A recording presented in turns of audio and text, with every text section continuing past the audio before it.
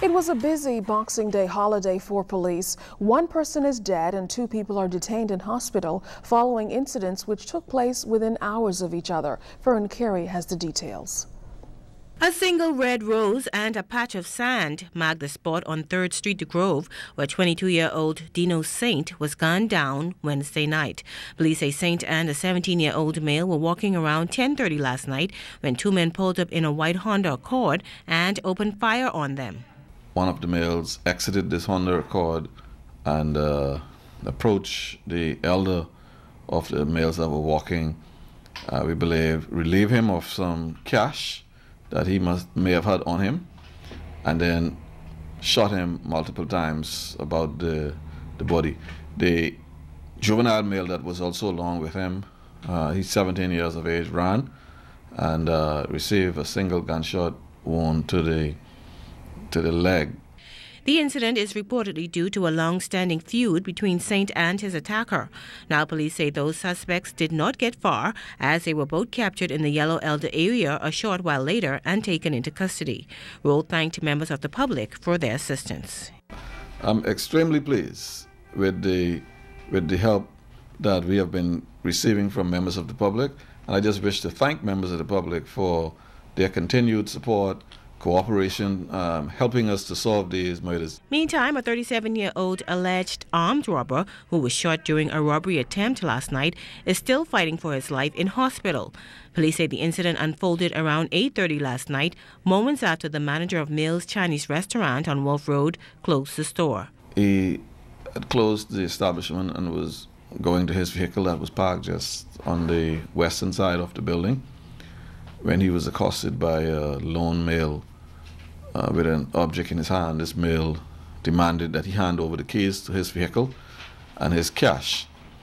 He in turn gave the male the keys for the vehicle along with some cash that he had on his person, and the male went around and entered the vehicle, and at this point the manager retrieved his shotgun from the passenger side of the vehicle where he was standing and discharged several shots at the suspect, hitting him multiple times about the body.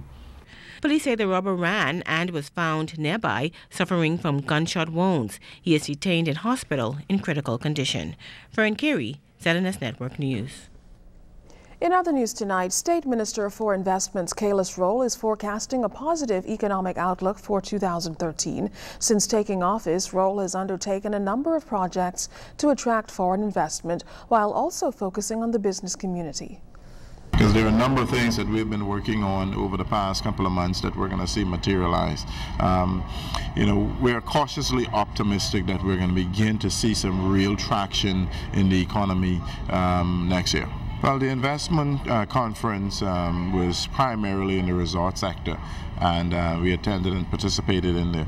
And I think a lot of contact and understanding was made between different parties, and we haven't seen any of the solid, for lack of a better word, deals yet. But I anticipate that given the players and given the interest in the resort sector in the Bahamas, we're going to have some things happening, materializing from that conference. We had a business meeting with the private sector, not only the traditional brick and mortar business, but those that are in the ecotourism side of business, entities like the BNT and the Nature Conservancy.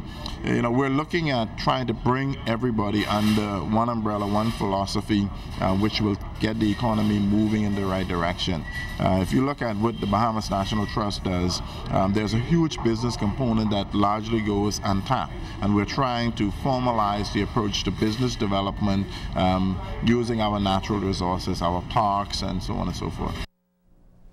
Minister of State for Transport Hope Strawn has announced plans to mobilize a transportation policy and planning unit to improve the safety of the motoring public and pedestrians in the new year. Minister Strawn says the increased number of traffic deaths has prompted this initiative. We are going to be increasing its mandate in terms of what it does on a day-to-day basis, equipping it to deal with and to be able to advise the police and the road traffic department on how traffic should be managed. And so things like making sure that we have proper crosswalks where there should be crosswalks.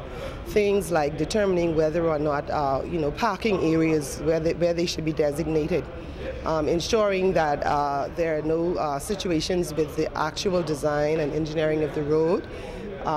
There is an engineer who should be attached to that unit who is supposed to also go out and when we have fatalities, look at the overall situation, how they happen, and be able to give advice on that. And so we are determined to reinvigorate and restaff that unit so that it can be useful and productive the way that that unit is supposed to be.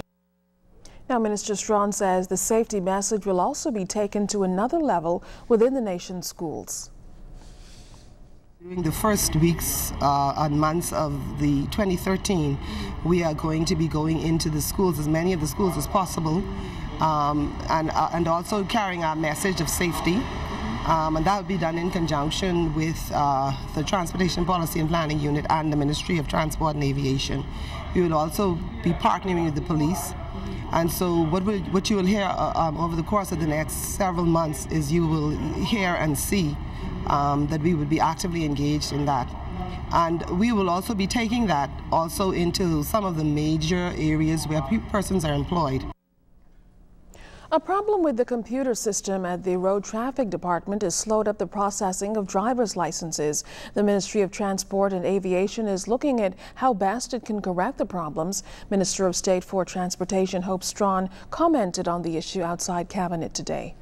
We have been having some challenges at the Road Traffic Department, not only here in Nassau, but also with some of our family island agencies.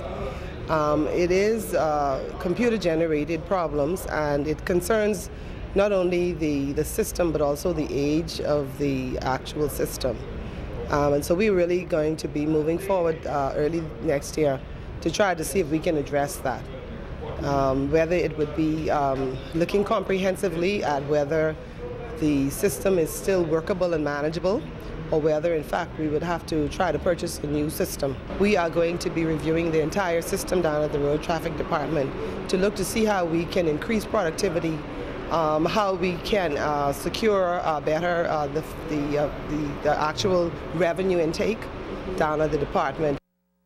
Now, in the meantime, Minister Strawn says personnel will work with what they have. And if there is a glitch during the course of the day, you may find that it may cause you to have a longer wait, or in fact you may be asked to return on the following day or whatever.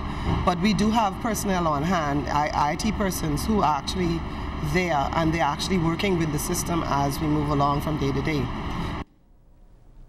Tourism officials made sure that tourists coming into the Bahamas through the LPIA this week were in the Christmas spirit when they arrived. Jimenita Swain was at the airport and tells us that in addition to Junkanoo, visitors were greeted with Christmas music, Bahamian style.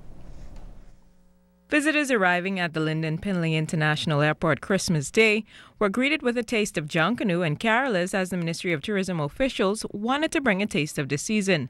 General Manager for the Visitor Experience, Maxine Williamson, said on both Christmas Eve and Christmas Day, close to 4,000 passengers would have traversed the airport, so what better way to make them feel welcomed? We thought that we would do something special for our visitors who are coming onto our shores on Christmas Day. So what we have done today is to organize choirs that will be singing Christmas carols throughout the day. In fact, we started yesterday on Christmas Eve because we realized that we had a little over 3,600 visitors who were arriving on Christmas Eve as well as today. And we thought, why not do something special? And so yesterday we actually had the children from the Children's Emergency Hostel. They have a wonderful choir, and they really excited our visitors as they came in yesterday. Williams said the Children's Emergency Hostel Choir sang for visitors on Monday. On Tuesday, guests were greeted by the sounds of singers from the National Boys Choir. Visitors say it was indeed a pleasant surprise after long travel. So it's really nice to get welcomed by some live music, and they sound great. Obviously, they worked at it really hard, and I'm a music teacher, so I love to hear this as I come in. It makes me feel like it's really Christmas and not just any other day. So. Oh, very welcoming. She did a dance as we arrived. I just make it today. It's awesome, man. I'm really excited to be here. Excited for my trip here with my family. Howard Bethel shook his cowbells to warm visitors up for the Boxing and New Year's Day Junkanoo experience. He says he was just happy to showcase his culture. Jimenita Swain, ZNS Network News. By early in the new year, officials at the Bahamas Telecommunications Company say they would have completely replaced their mobile network platform. Senior Vice President of Marketing and Communications at BTC, Marlon Johnson, says there's only one element which has to be changed before the upgrade is complete. Working good. We do have one more element of the network we need to change out. That's our voicemail platform. Sometimes people are making calls and they're getting all circuits are busy or the call can't connect. What it is that the calls are not connecting through to the voicemail platform properly. But the good news is that come January, we're changing out the voicemail platform to a brand new voicemail platform. When we would have done that, that means we would have changed out every single piece of this mobile network. We would have had by January a brand new 2G and a brand new 4G network. We'd have a brand new billing system, brand new text platform, brand new voicemail system, and just a brand new fabulous network. And that's just been exciting. Now, Johnson is encouraging any customers experiencing challenges with the mobile system to voice their concerns. Folks are getting 10 free texts or 10 free minutes of call if they stay on a call for 5 minutes or more. Well, as of last Thursday, what we discovered is that we've given away 2 million free minutes of talk time and 10 million free texts. So folks have been loving this Give Me 10 promotion and our Penny Text Fridays. So even though we're doing all this phone selling this Christmas season, we're also giving it back through our Give Me 10 promotion and our Penny Text Fridays, and customers are just loving it and having a really, really good time with it. The issue of legalizing the numbers industry in the country has been a hot-button one for the past several months, and while other issues like crime and unemployment have also been discussed and debated, many critics say the church has spoken out the loudest on this issue.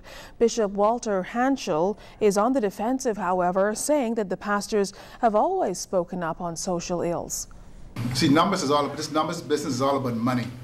The Christian community, the Christian council, the Christian community, pastors, ministers have been speaking out against gambling and all forms of evil for a long time. These people, they're not being truthful. We have been speaking out against them for years. This hasn't just started. We've been doing this for years. Okay, but maybe not as strongly, you think? Because it's on the table now. So we have to intensify what we're saying. Bishop Hanschel says there are other pressing issues other than numbers and that the country needs to focus on them as well. People who are being exploited at city market, the government should be dealing with them. They should be intervening to make sure that these people get their money. It's almost Christmas and these people, they've been fighting for their money for such a long time with no results. The government should intervene. They should not let it drag on like how the Clico matter has dragged on. They should help these people. And we have so many other situations that need attention where justice is not served. These people who have their loved ones murdered and they say they're not getting any justice, we need to deal with it. We need to get rid of the Privy Council so the government could start, so